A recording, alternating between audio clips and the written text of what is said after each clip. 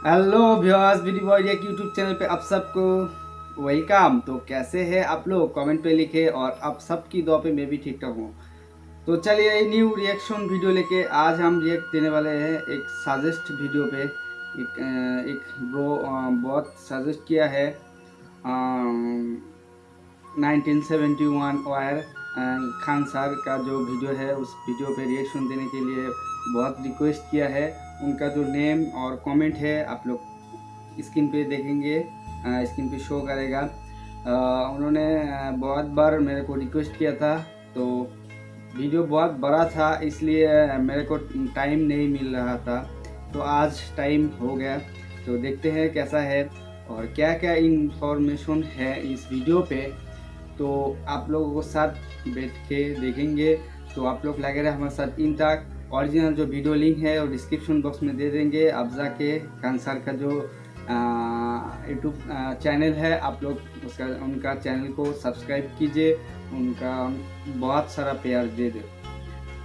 तो आप लोगों को एक बात मैं कहना चाहता हूँ, आप लोग मेरे चैनल का जो वीडियो है वो व्यू करते हैं बट सब्सक्राइब नहीं करते हैं यार। मैं रिक्वेस्ट कर रहा हूँ, आप लोग प्लीज़ मेरे को सपोर्ट कीजिए, मेरे चैनल को सब्सक्राइब कीजिए। सब्सक्राइब करके रख सकते हैं। मैं रोज़ न्यू वीडियो अपलोड देता हूँ इस चैनल पे।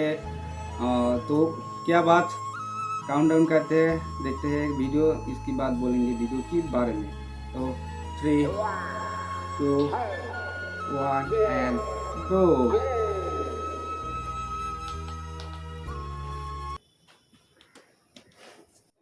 जय हिंद। सबसे पहले एक वार्निंग भैया, पाकिस्तान के लोग इस वीडियो को न देखें तो ही अच्छा है, क्योंकि इस वीडियो में हम बताएंगे कि कैसे हमारे भारत के वीर सिपाहियों ने 2 सैनिकों ने मिलकर पाकिस्तान के 93,000 फौजियों को घुटने टेका दिया था और दुनिया का सबसे बड़ा हार हुआ था और भारत के 2 सैनिक मारे गए थे लोंगेवाला में।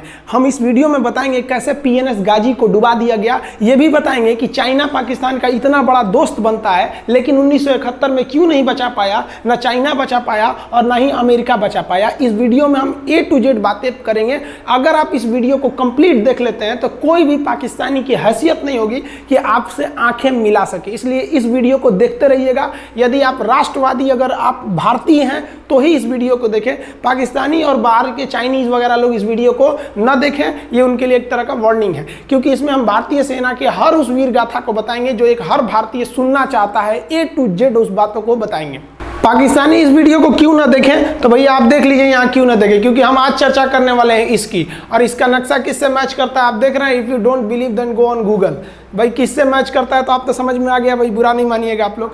ध्यान से समझिए, जब भारत पाकिस्तान का विभाजन हुआ तो उसी समय पाकिस्तान 2 भाग में था। एक इधर वाला जो एरिया है इसे हम लोग कहते थे पश्चिमी पाकिस्तान, जो मेन पाकिस्तान का एरिया है। और ये जो आज आप बांग्लादेश देख रहे हैं, ये बांग्लादेश नहीं था, बल्कि ये उस वक्त पूर्वी पाकिस्तान था। पूर्वी पाकिस्तान के लोग बंगाली भाषा को बोलते थे। पाकिस्तान के लोग इन लोगों को बड़ा भद्दे मजाक करके बोलते थे, कहते तुम लोग गधे हो, कुछ नहीं जानते हो, किसी काम लायक नहीं हो, यूजलेस हो लोग, तुम लोग छोटे हो, काले हो, मतलब उल्टा सीधा मजाक कर रहे थे। पश्चिमी पाकिस्तान के लोग इधर के लोगों को पसंद नहीं करते थे। हो गया नहले पे दाला 1970 में। 1970 में इस पूर्वी पाकिस्तान के शेख मुजीबुर रहमान चुनाव जीत गए और वो यहाँ के प्रधानमंत्री के पद के चुनाव जीत गए। अब यहाँ की आर्मी ने क्या किया, उनको शपथ ही नहीं दिला रहे थे। इसलिए 70 के चुनाव जीतने के बाद शेख मुजीबुर रहमान जब देखे कि ऐसा है, तो उन्होंने अपना भाषण दिया 7 मार्च को और कहा कि अब हम इस पूर्वी पाकिस्तान को एक अलग देश बनाएंगे जिसका नाम रहेगा बांग्लादेश।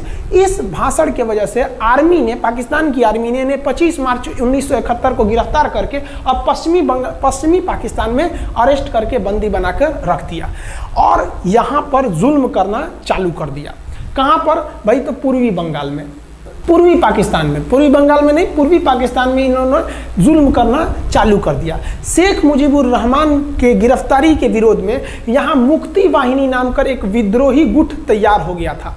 लेकिन पाकिस्तान के, पश्चिमी पाकिस्तान के लोगों ने इस पूर्वी पाकिस्तान पे इतना भयानक जुल्म किया कि इस पूर्वी पाकिस्तान में, इस पश्चिमी पाकिस्तान के लोगों ने यहाँ पर 30 लाख लोगों को कटवा दिया। 30 लाख 30 लाख लोगों को कटवा दिया।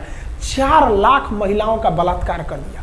अपने देश के 4 लाख औरतों का रेप किया यहाँ पे। इतना भयानक वो दृश्य है कि अगर हम उसको YouTube पे दिखा देंगे ना तो YouTube हमारे ऊपर क्लेम करेगा भैया आप ये सब इतने भयानक दृश्य नहीं दिखा सकते। आप अंदाजा लगाइए इनकी क्रूरता का। ये अपने देश पर इतना भयानक जुल्म कर रहे हैं। इतना भयानक जुल्म किया इन लोगों ने कि शेख मुजीबुर रहमान की गिरफ्तारी के बाद इस जुल्म का नतीजा ये हुआ कि अप्रैल 1971 तक भारत में यहाँ से लोग भाग के आ गए कि भैया हम जिंदा रहेंगे तब तो।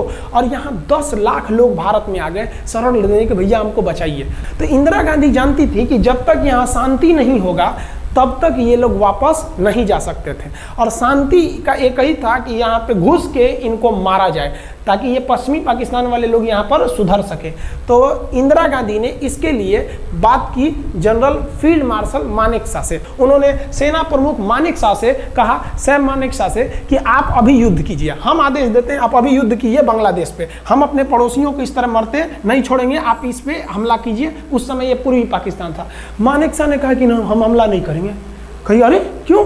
कहा कि आप महीना देख रही हैं, अप्रैल का महीना है। अप्रैल के महीने का मतलब बरसात का दिन सर पे है और बरसात के समय पूरब का हाल क्या होता है, एकदम भयानक बाढ़ आ जाती है। और उन्होंने एग्जाम्पल भी दिया कि सिकंदर की फौज भी हाथी लेके आई थी और कीचड़ में फंस गई थी कि अगर यहाँ हम लड़ जाते हैं तो यहाँ बरसात रहेगा, हम यहाँ उलझ जाएंगे, ये एरिया सूखा रहेगा, चाइना का ऊपर से एरिया सूखा रहेगा, ये हमला कर देंगे, हमको 3 ओर से लड़ाई लड़ना पड़ेगा। मानेकशॉ ने इंदिरा गांधी से कहा कि आप 2-3 काम कर लीजिए। कब तक के लिए? कि नवंबर तक हम लोग युद्ध नहीं करेंगे, लेकिन अप्रैल से नवंबर के बीच में हम अपने सैनिकों को इस एरिया में लड़ने के लिए ट्रेनिंग दे सकते हैं। मुक्ति वाहिनी उसको हम ट्रेनिंग दे सकते हैं। और इसी में 1971 में हमारी जो थी भारत और रूस की एक समझौता पर हस्ताक्षर हो गया। अब हम लोगों ने पाकिस्तान को एक बारूद के ढेर पर बैठा दिया था। इंतजार था तो इस बात का कि उस बारूद में एक चिंगारी की और पाकिस्तान तबाह हो जाता। इत्तेफाक देखिए, उस बारूद के ढेर पर खुद चिंगारी जलाई पाकिस्तान ने। कैसे? तो समझिए कैसे। हम लोग का था कि इधर हम लोग ऑफेंसिव हो जाएंगे, मतलब इधर भयानक हमलावर हो जाएंगे, और इधर हम लोग डिफेंसिव रहेंगे, मतलब इधर कम हमला करेंगे, ताकि हम लोग का मेन मकसद पाकिस्तान से युद्ध नहीं था।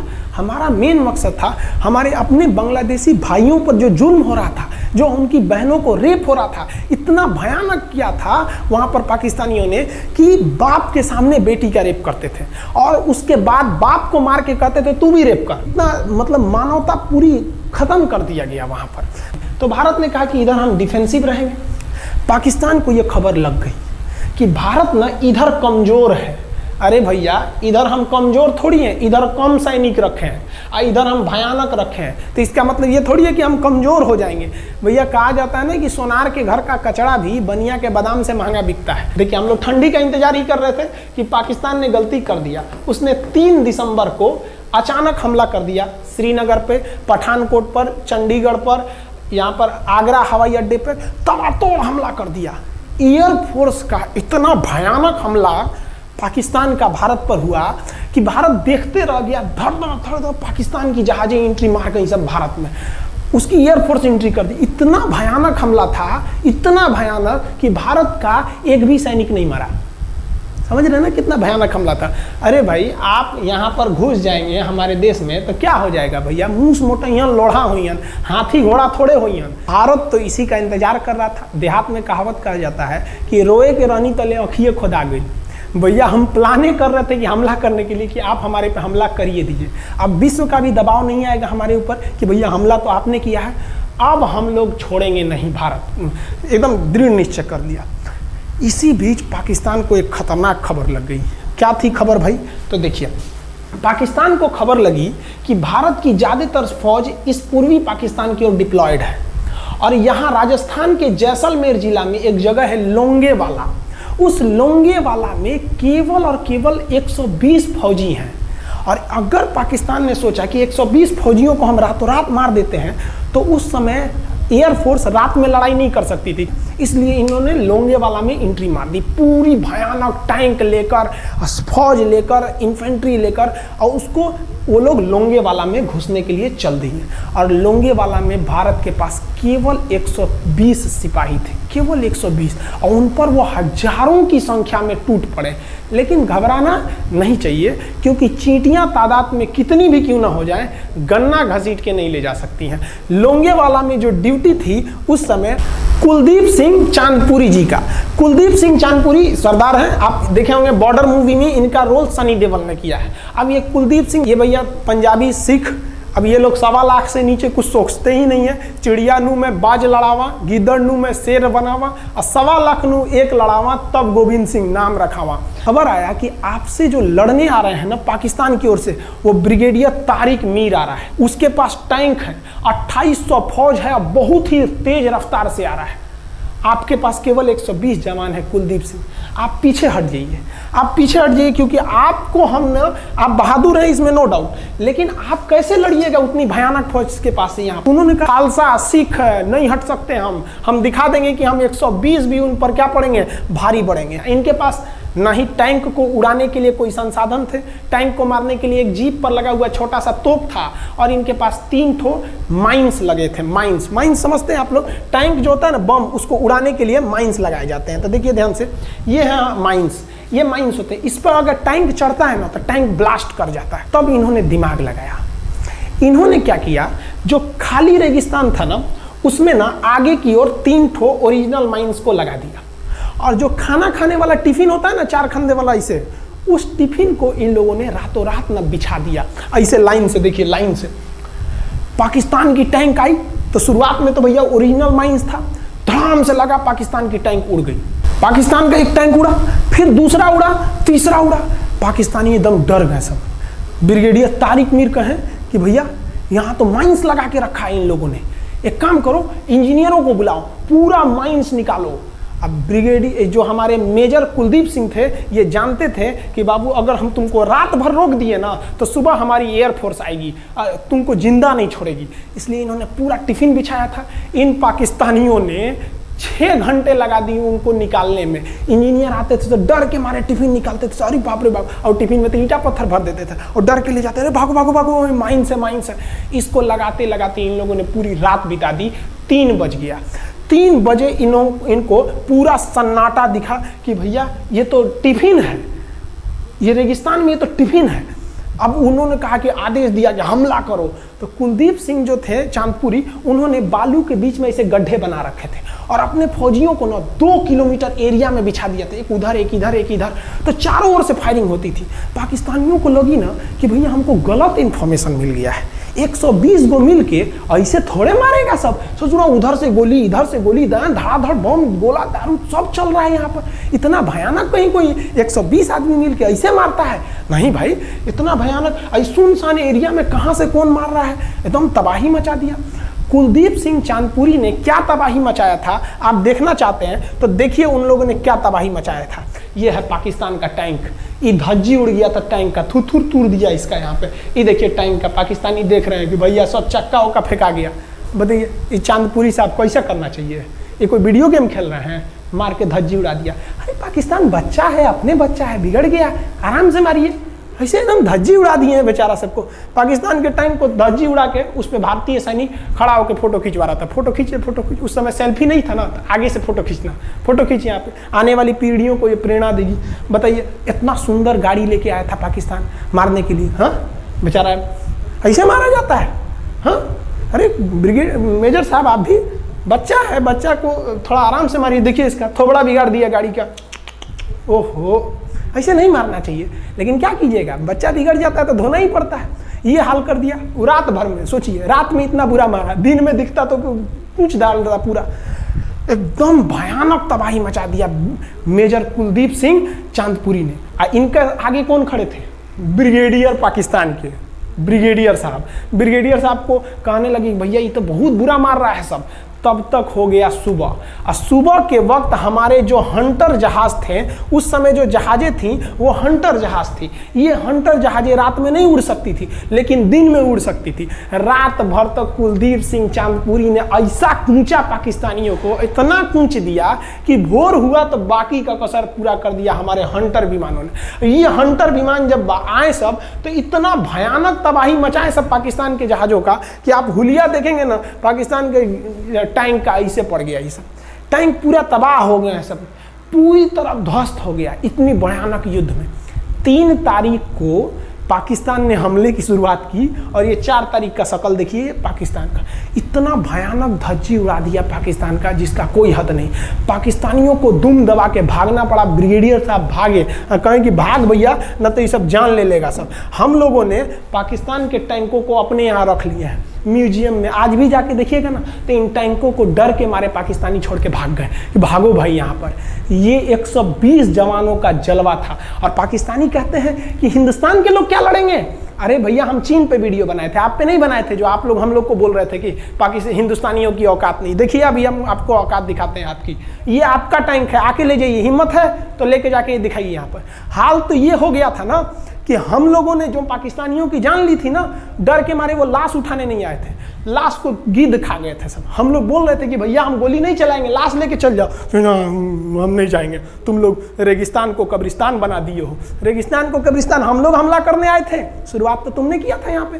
तो ये गिद्ध खाए थे सब, सफाई उफाई का काम ये किए थे सब। अब पाकिस्तान हम लोग को धमकी देता है। आज भी वो नहीं सुधरे हैं। आज भी हमने जो चाइना पे वीडियो बनाया था उस पर वो हमको धमकी देता है कि भारत की आर्मी कुछ नहीं कर सकती। अरे भैया आप सोचिएगा भी मत, अभी के समय में तो मत सोचिएगा। जानते हैं क्यों? देख लीजिए इधर अभी कौन बैठा है भारत में, समझ में आ रहा है?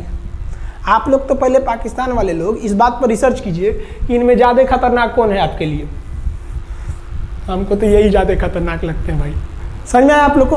तो अभी देखिए ध्यान से, यहाँ पर पाकिस्तान ने जो हार हुई थी लोंगेवाला में, ये हार में पाकिस्तान की तो कमर टूटी और पाकिस्तान का पूरा मनोबल टूट गया कि ससुरा 120 को मिल के ऐसे कैसे धो दिया सब। बताइए इतना भयानक धो जाता है।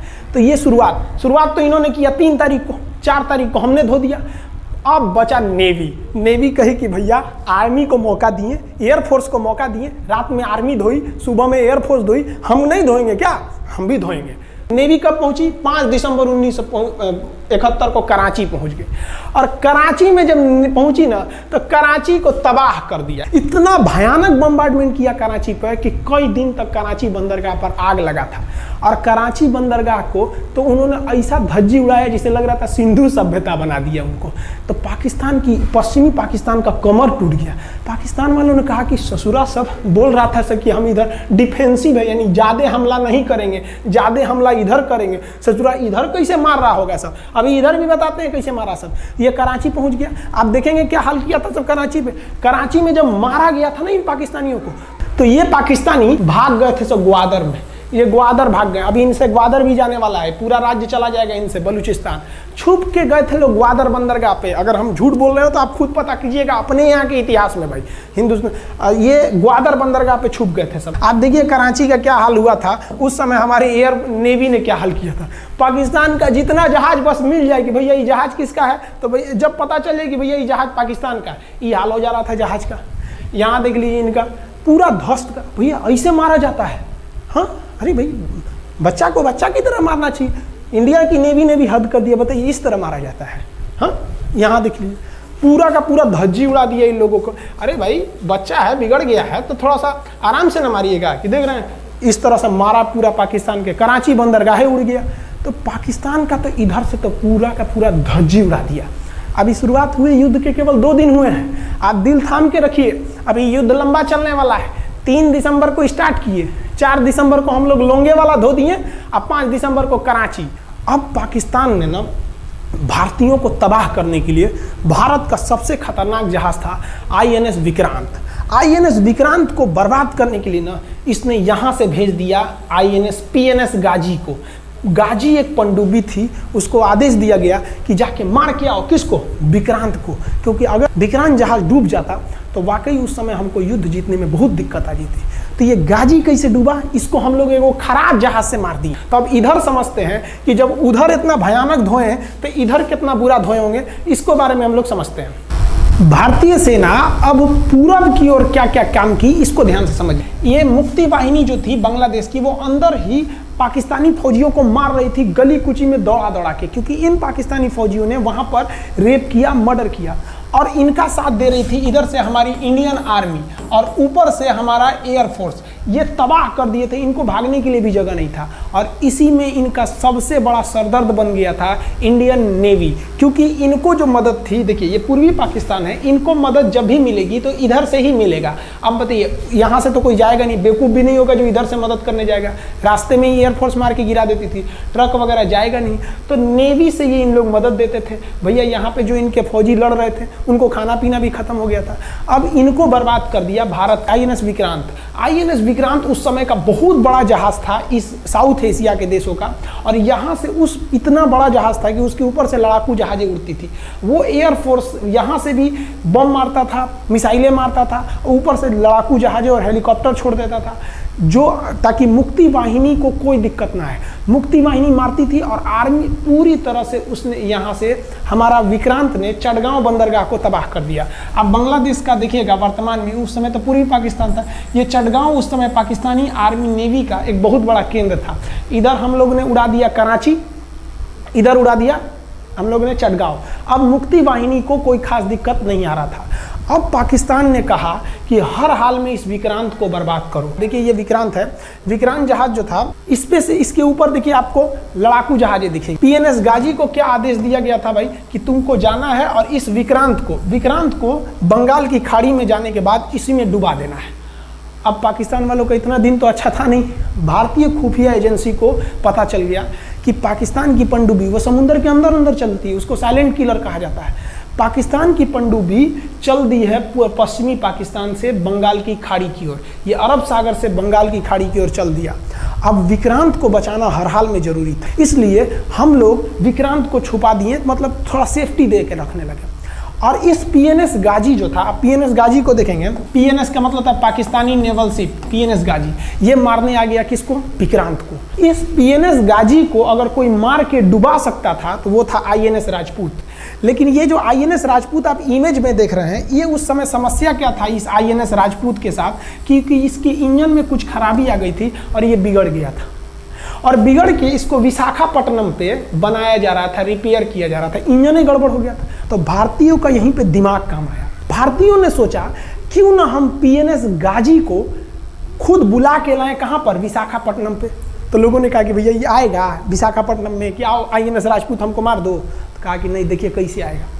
भारतीयों को पता था कि हिंदुस्तान में पाकिस्तानियों के कुछ ना कुछ जासूस होंगे और वो पाकिस्तान को पल पल की खबर दे रहे होंगे। भारतीयों ने क्या किया, आईएनएस विक्रांत के जितने भी अधिकारी थे उनसे कहा कि आप लोग अपने अपने घर फ़ोन कीजिए कि हम विशाखापट्टनम आ रहे हैं, तुम लोग हमको छुट्टी मिला है, विशाखापट्टनम में 10 दिन रुकेंगे, हमारे लिए तुम लोग खाना पीना अच्छा से बनाओ। लड़कों से उन लोगों को खबर खिला दिया। विशाखापट्टनम में जितने मछुआरे थे उनको कहा गया कि आप लोग हट जाइए, बहुत बड़ा जहाज आने वाला है, बहुत बड़ा जहाज विक्रांत आ रहा है, यहाँ पे आप लोग खाली कर दीजिए, आईएनएस विक्रांत आ रहा है।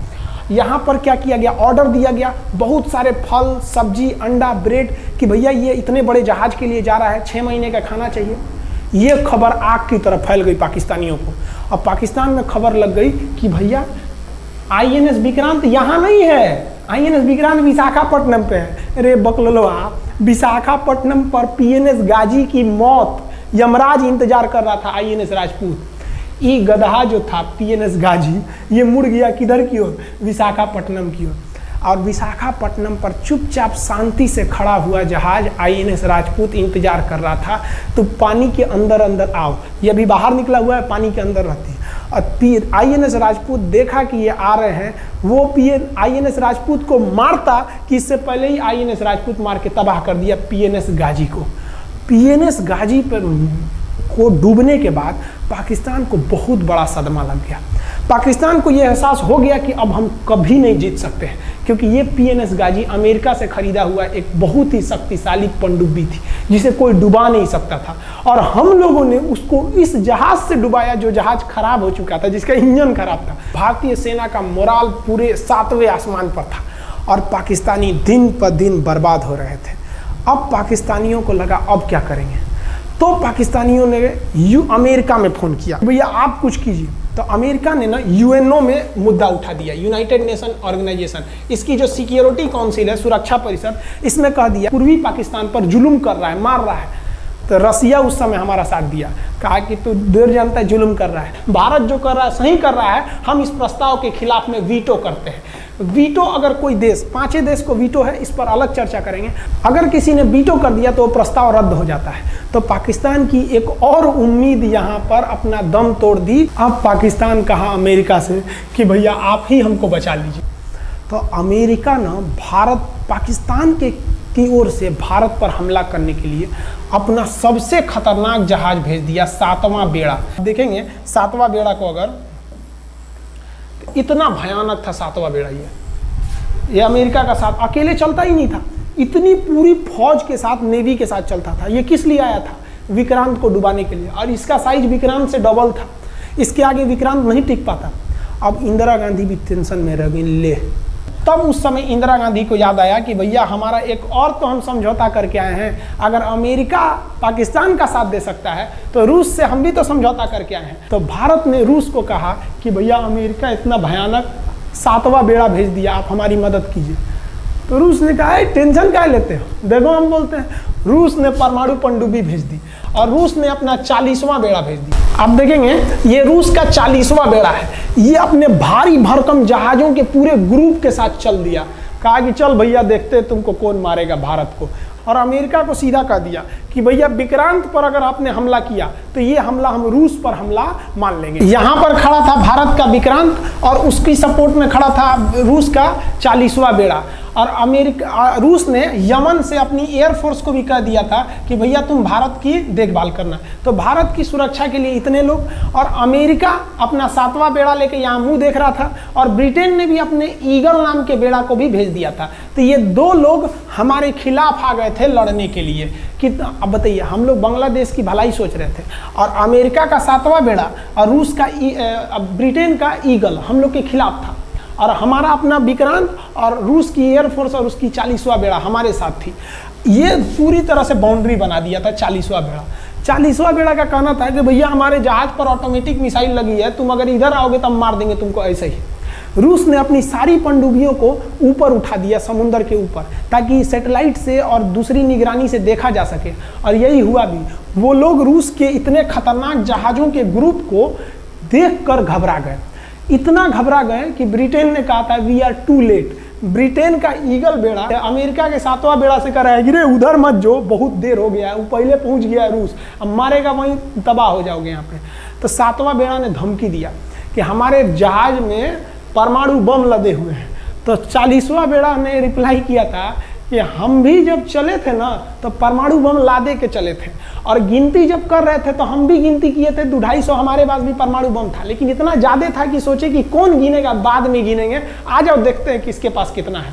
तो रूस ने हमसे सच्ची दोस्ती निभाई थी, और इधर शेख मुजीबुर रहमान की जो मुक्ति वाहिनी थी वो अपना काम कर रही थी। अब भारत आर पार की लड़ाई में था, पाकिस्तान हर मोर्चे पर हारते जा रहा था। भारत सरकार ने पाकिस्तान पर मनोवैज्ञानिक दबाव बनाने के लिए निर्मलजीत सिंह अरोड़ा ने एक प्लान बनाया। उन्होंने एयरफोर्स को पूर्वी पाकिस्तान यानी जो अभी बांग्लादेश है, तो ढाका के ऊपर एयर ड्रॉप करा दिया, हवाई जहाज से सैनिकों को उतार दिया, और उन सैनिकों के भेष में उसमें सैनिक कम थे, और उसमें केवल पुतलों को नीचे उतारा गया था। ये केवल इंडियन आर्मी जान रही थी कि पुतला नीचे उतरा है सर, लेकिन मीडिया ने तो इसको खबर को आग की तरह फैला दिया।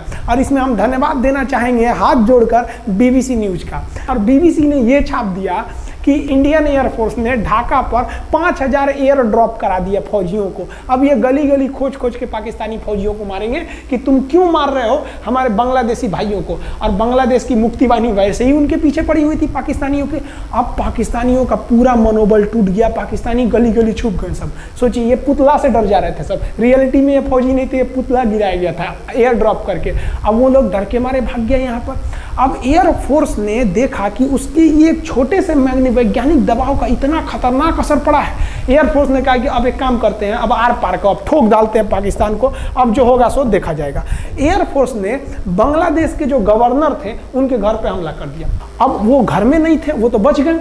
बचने के बाद डर क्या होता है, देखिए डर किसको कहा जाता है। जो उनके गवर्नर हाउस थे AH मलिक, इन्होंने त्याग पत्र दे दिया, भैया जिंदगी रहेगी तो बहुत नौकरी करेंगे, डर के मारे त्याग पत्र दे दिया। सोचिए गवर्नर, क्योंकि पाकिस्तान का एक राज्य ही तो था पूर्वी पाकिस्तान, जैसे हमारा एक राज्य है उत्तर प्रदेश, बिहार, महाराष्ट्र, वहाँ पे भी गवर्नर होते हैं ना, संवैधानिक हिसाब से गवर्नर मालिक होता है उस जगह का। त्याग पत्र दे दिए। सोचिए ये डर था उनके अंदर। निर्मलजीत सिंह अरोड़ा जो लेफ्टिनेंट जनरल थे, जनरल तो हमारे मानिक शाह थे, लेफ्टिनेंट जनरल थे जिन्हें बांग्लादेश जीतने की जिम्मेदारी दी गई थी, मतलब उसे सुरक्षा करने की जिम्मेदारी दी गई थी।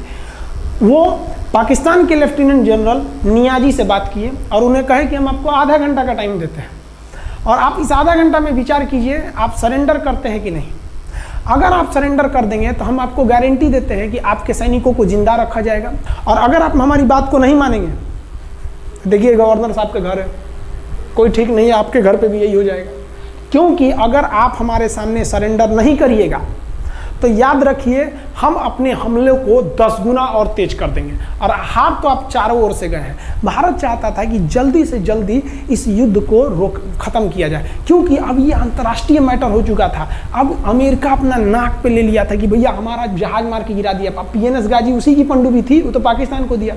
7वां बेड़ा को नहीं घुसने दिया, तो अमेरिका की किरकिरी हो रही थी। ब्रिटेन के ईगल को घुसने नहीं दिया, उसकी किरकिरी हो रही थी। अब भारत को उस समय लोग कहते कि ये गरीब देश है, अभी आज़ाद हुआ है। 1971 में हमारी यही हाल थी और सारे लोग कह रहे थे, हम उसको गरीब समझ रहे थे, रुआ के रख दिया अमेरिका को, हर जगह धो दिया पाकिस्तान को। अब बेचारे नियाजी क्या कर सके। नियाजी को आधे घंटे का टाइम दिया गया। 16 दिसंबर 1971, याद रखिएगा दिन, 16 दिसंबर 1971। ये हमारे इतिहास का 13 दिन के युद्ध में हमने पाकिस्तान को धूल चटा दिया था, क्योंकि 3 दिसंबर को पाकिस्तान ने युद्ध स्टार्ट किया था और 16 दिसंबर को हम लोगों ने जनरल नियाजी से आत्मसमर्पण करवा लिया। और आत्मसमर्पण आप देखना चाहेंगे जनरल नियाजी का। जनरल नियाजी इन्होंने हमारे लेफ्टिनेंट जनरल निर्मलजीत सिंह अरोड़ा के सामने आत्मसमर्पण साइन किया, और साइन करने के बाद बांग्लादेश के ढाका रेस कोर्स में इन्होंने साइन किया और इनकी आंखों में आंसू था। एक देश के सेनापति के लिए इससे शर्म की बात क्या है, जो गिनीज बुक में नाम रिकॉर्ड करा दिया। गिनीज बुक में कैसे, देखिए पाकिस्तान के लोग हम चाइना के वीडियो बनाए थे, उस पर कमेंट कर रहे थे कि इंडियन आर्मी कुछ नहीं कर सकती। देखो बांग्लादेश तुम्हारी बहादुरी का जीता जागता उदाहरण है।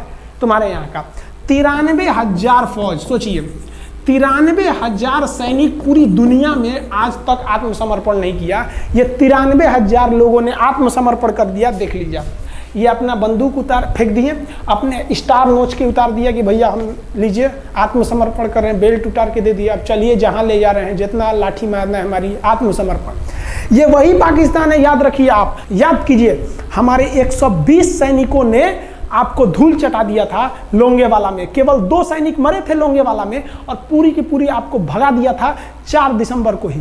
और आप याद कीजिए, बहुत बहादुर बनते हैं ना, 93,000 फौज आपकी हार के गई है यहाँ से। इतना बड़ा हार दुनिया में आज तक कहीं का नहीं हुआ है। 93,000 सैनिक सरेंडर करके गए हैं भारत के सामने से। क्या बात कीजिएगा आप हमारे सामने। तो ये है, गिनीज बुक में नाम है।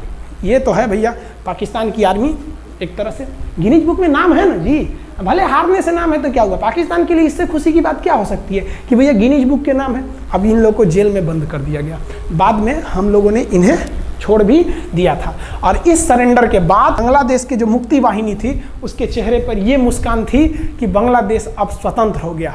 ढाका इंदिरा गांधी का स्टेटमेंट था, ढाका स्वतंत्र राजधानी है स्वतंत्र बांग्लादेश की। ये खुशी थी बांग्लादेशियों के चेहरे पर, जिनकी बहनों की इज्जत आबरू लूट ली गई थी उन्हीं देश के फौजियों के द्वारा। जिनके ये जो नियाजी थे, जब इन्हें लेफ्टिनेंट गवर्नर बना के भेजा गया था बांग्लादेश में, तो ये नहीं पूछे थे कि बांग्लादेश का स्थिति क्या है, ये पूछे थे कि जिन लड़कियों का रेप हुआ है वो कहाँ है, सब दिखाओ तो, मतलब ये भी जाके करेंगे। ये हाल था, ये इनके चेहरे पे मुस्कुराहट थी। बाद फिर मुजीबुर रहमान को पाकिस्तान से स्वतंत्र कराया गया। भारत ने जो अपना वादा किया था कि शेख मुजीबुर रहमान को स्वतंत्र करेंगे, बांग्लादेश को स्वतंत्रता दिलाएंगे, उनके अधिकारों के लिए लड़ेंगे, भारत ने अपने वादा को पूरा किया। आज शेख मुजीबुर रहमान की बेटी शेख हसीना बांग्लादेश की कमान संभाले हुई हैं। शेख हसीना, जब हमको याद है जब वो भारत आई थी तो एयरपोर्ट पे, तो मोदी जी एयरपोर्ट पर रिसीव करने गए थे, जबकि ऐसा नहीं होता है।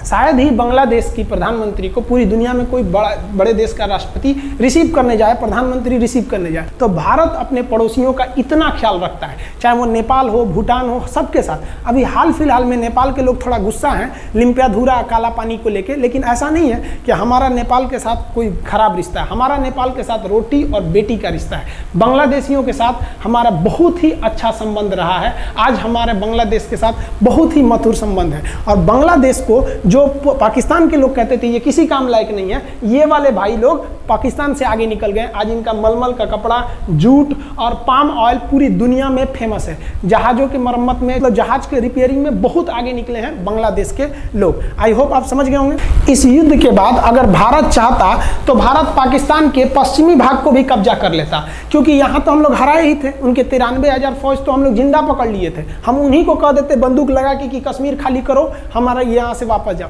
लेकिन बावजूद हमने इंसानियत दिखाई थी पाकिस्तान के ऊपर। इसका बदला ये पाकिस्तान ने हमें क्या दिया पता है? 26/11 हम संसद भवन पर अटैक, तो कभी अमृतसर में अटैक, कभी मुंबई में बम ब्लास्ट, कभी 26/11 का हमला, ये सब हुआ। हम चाहते तो उस वक्त भी जीत सकते थे।